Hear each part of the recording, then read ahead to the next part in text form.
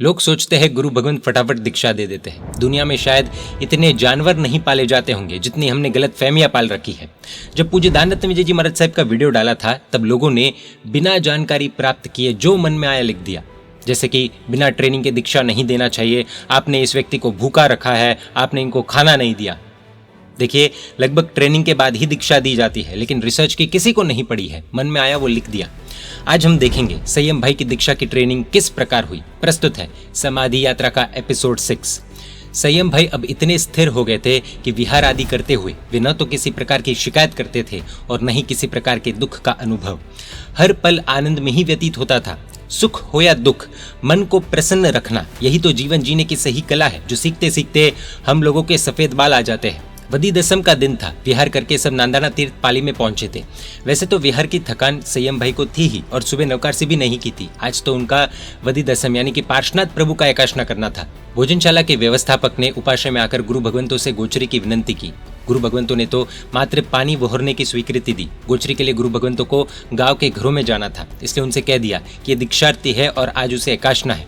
व्यवस्थापक भाई ने तुरंत संयम भाई से पूछा कि बेटा बोल, क्या बनाना है, ये चीज बना दो। ऐसा जवाब या ऑर्डर तो कभी दिया ही नहीं था और इतने दिनों में भोजन करने जहां पर भी जाए वहां जो भी बना हो वही खाकर आ जाते थे। संयम भाई ने कहा, जो बनाओगे चलेगा। बार बार विनंती की, नहीं बेटा बोल, जो कहोगे बन जाएगा। थकान के साथ जोरदार भूख लगी हुई है, पर ऑर्डर तो कैसे देना। आखिर संयम भाई ने अपनी बुद्धि से तरकीब अपनाई। हाँ अंकल, आपके यहाँ आटा तो होगा ही। हाँ है। गुड़ तो होगा। हाँ है। घी भी होगा। हाँ, बस तो फिर मिक्स करके तैयार कर दो। भले कितने भी आप पूछ रहे हो, पर सीरा बनाने का आदेश तो कैसे दे सकता हूँ। ये सुनते ही सभी को हंसी आ गई। एक तरफ संकोच और दूसरी तरफ भूख, लेकिन संयम भाई ने मस्त रास्ता ढूंढ निकाला। उस वक्त तो सब हंसे थे, पर किसी को कहाँ मालूम था कि ये छोटी सी घटना वर्षों के बाद भी याद की जाएगी, क्योंकि ऐसा कुछ देखने का ये पहला मौका था। भोजन के पश्चात आकर व्यवस्था के संबंधित प्रशंसा या शिकायत कभी भी संयम भाई ने नहीं की थी। जो हो चल जाता था। No complaints, no demands. ये लेवल का एक्सेप्टेंस आते आते हम लोगों के घुटने घिस जाते हैं। इसलिए कहते हैं adjustment is the first and the best policy. गुरु भगवंत का तो ये मानना है कि भोजन व्यवस्था न हो ऐसे क्षेत्र में दीक्षार्थी को विहार करवाकर भोजन की प्रतिकूलता का अभ्यास जरूर करवाना चाहिए। 4 दिन भी हम टिक न सके ऐसी ट्रेनिंग दीक्षार्थियों को दी जाती है। एक बार एक गांव में जैनों का एक भी घर नहीं था और व्यावच के लिए कोई चौका भी चालू नहीं था।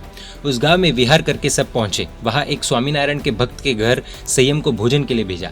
वहां से आने के बाद पूछने पर सभी को पता चला कि उनके घर में प्याज या लहसुन तो नहीं आते, लेकिन आज आलू की सब्जी बनाई गई थी। संयम भाई ने लेश मात्र भी खेद किए बिना रोटी दाल चावल सहर्ष स्वीकार लिया।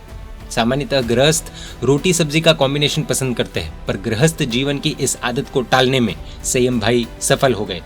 मेवाड़ के गांवों में विहार करते हुए सबने अनुभव किया कि कितने घरों में खाकरा तो होता ही नहीं था और नाश्ते में मेहमान की दूध बिस्किट से ही मेहमान नवाजी की जाती थी। वहां भी मुस्कुराते हुए वो कहता, कोई बात नहीं महाराज साहब, उनके घर में सुबह सुबह रोटी बन ही रही थी तो दूध रोटी से ही मैंने नवकारसी कर ली। वैराग्य देशना दक्ष परम पूजा आचार्य भगवान श्रीमद विजय हेमचंद्र सुरेश जी महाराज साहब ने इनके बारे में क्या कहा था, देखिए। मुनिराज की आराधना और आंतरिक परिणति पढ़कर मस्तक अहोभाव से झुक गया। सच में उन्होंने मृत्यु पर विजय प्राप्त की।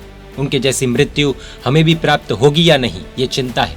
एक आचार्य भगवंत ने इनके बारे में ऐसा क्यों लिखा, क्या ये प्रश्न खड़ा नहीं होता। ये जानने के लिए ये पूरी समाधि यात्रा की सीरीज में हमारे साथ बने रहना पड़ेगा। एपिसोड 7 में संयम भाई की विशिष्ट साधना के बारे में जानेंगे। परमात्मा के आगे विरुद्ध कुछ भी कहा हो तो मिच्छामि दुक्कडम।